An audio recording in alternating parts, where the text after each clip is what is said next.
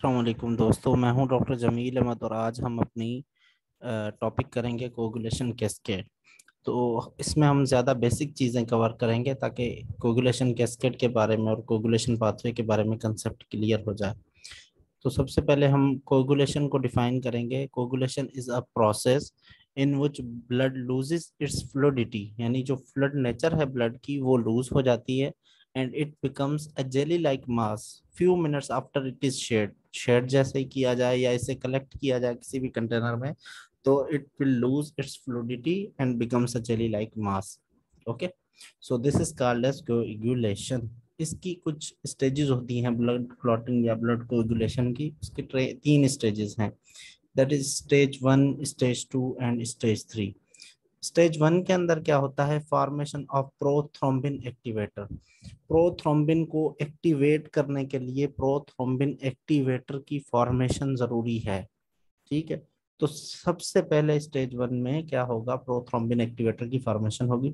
जैसे ही उसकी फॉर्मेशन हुई तो प्रोथ्रोम्बिन एक्टिवेटर कन्वर्ट करेगा प्रोथ्रोम्बिन को थ्रोम्बिन में। प्रोथ्रोम्बिन जो है that is inactive form of thrombin and it will be converted into thrombin which is the active form. फिर जैसे ही थ्रोम्बिन बनेगा thrombin will convert fibrinogen into fibrin. तो तीन स्टेजेस हैं। अब सबसे पहली जो स्टेज है that is formation of prothrombin activator. Blood clotting जो है that requires a substance called prothrombin activator. इसके बारे में हम आपको बता चुके हैं कि जो रिक्वायर्ड होता है प्रोथ्रोम्बिन को थ्रोम्बिन में कन्वर्ट करने के लिए। अब प्रोथ्रोम्बिन एक्टिवेटर की फॉर्मेशन के लिए दो स्टेप्स होते हैं, दो पाथवेज होते हैं। या तो एक इंट्रिंसिक पाथवे होता है, दूसरा एक्सट्रिंसिक पाथवे होता है। हम अपने एक और वीडियो लेक्चर के अंदर बता चुके हैं कि इंट्रिंसिक पाथवे को इंट्रिंसिक इसलिए कहा जाता है क्योंकि ये इंट्रिंसिक पाथवे एक्टिव होता है due to injury intrinsic to the blood vessel. यानी ब्लड वेसल का जो एंडोथीलियम है, जब उसमें इंजरी आए और सब एंडोथीलियल कोलेजन जो है वो जब एक्सपोज हो जाए तो that will activate factor 12, Hageman factor जिसे कहा जाता है। तो that's why it is called as intrinsic pathway. Intrinsic का मतलब है इंट्रिंसिक टू ब्लड वेसल, यानी इशू जब ब्लड वेसल के अंदर हो, इंट्रिंसिक टू ब्लड वेसल हो, तो उसकी वजह से जब जो पाथवे एक्टिवेशन हो ब्लड क्लॉटिंग का, that is called as intrinsic pathway. और एक्सट्रिंसिक का मतलब ये है एक्सट्रिंसिक टू ब्लड वेसल, यानी किसी टिश्यू साइड पे कोई इंजरी आई है तो टिश्यू साइड में इंजरी आने की वजह से क्या होगा कि जो टिश्यू फैक्टर है that will be released. Tissue factor कौन सा होता है? टिश्यू थ्रोम्बोप्लास्टिन भी उसे कहते हैं। वो टिश्यू जिसमें इंजरी आई है वो रिलीज होता है और वो रिलीज होकर ब्लड में जाता है और जाके फैक्टर 7 को एक्टिवेट करता है and that injury to the tissue is extrinsic to the blood vessels and that's why it is called as extrinsic pathway। अब pathways पे चलें, देखें इस पाथवे पे ध्यान दें। ये स्टेज 1 के बारे में। स्टेज 1 कहाँ तक है? प्रोथ्रोम्बिन एक्टिवेटर की फॉर्मेशन तक। और स्टेज 2 कहाँ तक है? थ्रोम्बिन की एक्टिवेशन तक। अब देखें स्टेज 1 में जब हम बात करें, ये इंट्रिंसिक पाथवे है, ये एक्सट्रिंसिक पाथवे। मैंने इंट्रिंसिक पाथवे के बारे में बताया कि इसे इंट्रिंसिक क्यों कहते हैं। इसमें क्या होता है? एंडोथीलियम में जब डैमेज हो ब्लड वेसल के एंडोथीलियम, तो एंडोथीलियम के नीचे सब एंडोथीलियल कोलेजन होता है एंड वो जैसे ही एंडोथीलियम में डैमेज होगा तो सब एंडोथेलियल कोलेजन क्या हो जाएगा? एक्सपोज हो जाएगा। और जैसे ही वो एक्सपोज होगा तो ब्लड के अंदर इनएक्टिव फॉर्म फैक्टर 12 जो है हेजमैन फैक्टर, वो तो मौजूद होता है। तो फैक्टर 12 जो है वो सब एंडोथेलियल कोलेजन के साथ क्या करेगा?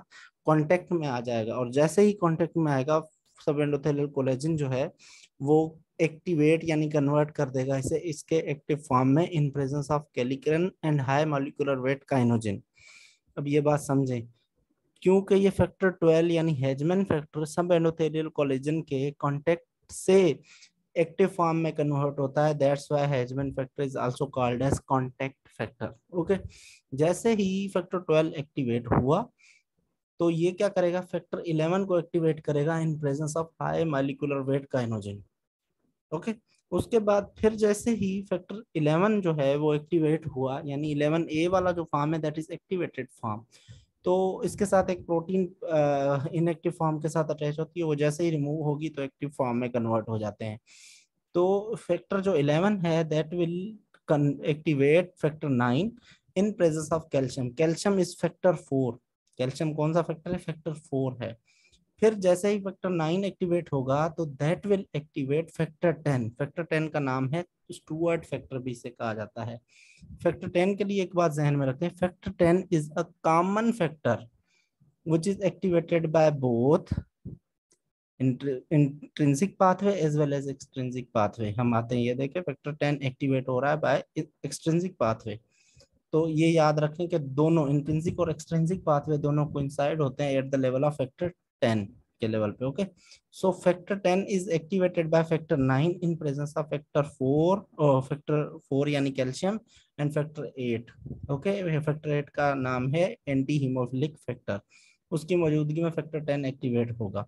जैसे ही फैक्टर 10 एक्टिवेट होगा तो it will activate prothrombin activator. Okay, अब यहाँ पे ये जो रेड एरो है इस पे हम आते हैं, इस पे बाद में डिस्कस करते हैं। अब यहाँ तक जो हमारे सामने बात हुई तो वो क्या हुई कि इंट्रिंसिक पाथवे ऑफ कोगुलेशन हमारे सामने क्लियर हो गया। अब एक्सट्रिंसिक पाथवे पे आना। एक्सट्रिंसिक पाथवे पे हमने बात की थी कि टिश्यू साइट पे इंजरी होती है तो टिश्यू रिलीज करता है टिश्यू थ्रोम्बोप्लास्टिन या टिश्यू फैक्टर। टिश्यू थ्रोम्बोप्लास्टिन के पास कुछ इंग्रेडिएंट्स, कुछ पार्ट्स होते हैं जिनमें से ग्लाइकोप्रोटीन्स होती हैं, फास्फोलिपिड्स होते हैं। ये जो पार्ट्स हैं they will activate factor 7। They will activate factor 7 और जैसे ही फैक्टर 7 एक्टिवेट होगा this factor 7 will activate factor 10। ये याद रखें factor 10 is common pathway factor. Okay, ये कॉमन फैक्टर्स में आता है। उसके बाद जैसे ही फैक्टर 10 एक्टिवेट होगा तो वो एक्टिवेट करेगा प्रोथ्रोम्बिन एक्टिवेटर को।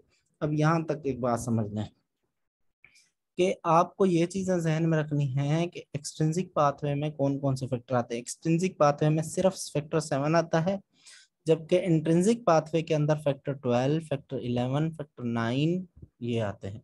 ये बात आपने जहन में रखनी है।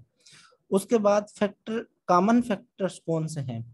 हर वो फैक्टर कॉमन फैक्टर में इंक्लूड होगा जो या तो बताते खुद 10 हो, 10 हो, या उस वो 10 को डिवाइड करने वाला हो। सपोज 1 10 को डिवाइड कर सकता है इसलिए 1 कॉमन फैक्टर है, 2 10 को डिवाइड कर सकता है इसलिए 2 कॉमन फैक्टर है, 3 10 को डिवाइड नहीं कर सकता इसलिए 3 कॉमन फैक्टर्स में नहीं है, 4 10 को डिवाइड नहीं कर सकता इसलिए 4 कॉमन फैक्टर्स में नहीं है, 5 10 को डिवाइड कर सकता है इसलिए वो कॉमन फैक्टर्स में है, 6 7 8 9 ये कॉमन फैक्टर्स में इंक्लूडेड नहीं है क्योंकि वो 10 को डिवाइड नहीं कर सकते।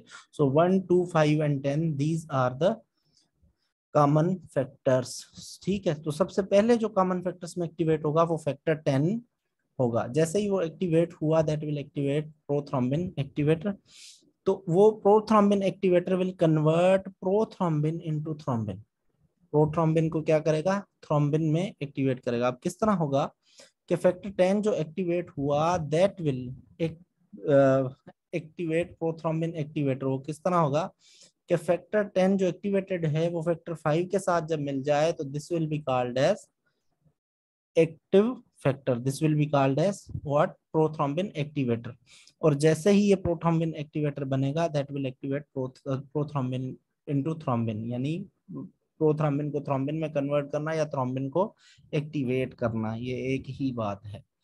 ओके, जैसे ही ये प्रोथ्रोम्बिन जो है दैट इज फैक्टर 2। जैसे ही थ्रोम्बिन की एक्टिवेशन हुई thrombin will activate fibrinogen into fibrin, यानी फाइब्रिन के एक्टिव फॉर्म में कन्वर्ट कर देगा।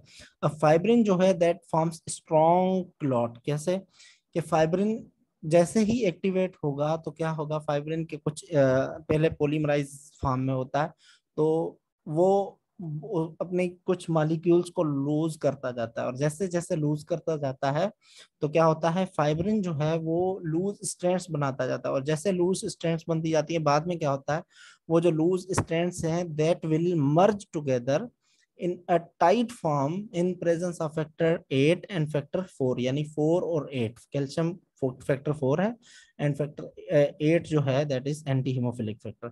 तो फैक्टर 4 और 8 की मौजूदगी में that will be converted into tightly packed strands of fibrin, जो बहुत ही मजबूत ब्लड क्लॉट बनाता है, उसमें कन्वर्ट हो जाता है। ये सारे का सारा कोगुलेशन कैस्केड है। अब इससे रिलेटेड जो क्वेश्चंस वगैरह आते हैं वो हम यहाँ पे डिस्कस नहीं करेंगे, उसमें हमने दूसरी जो हमारा वीडियो लेक्चर है उसमें कवर किया है, आप लोग वो सुन लें। Thank you.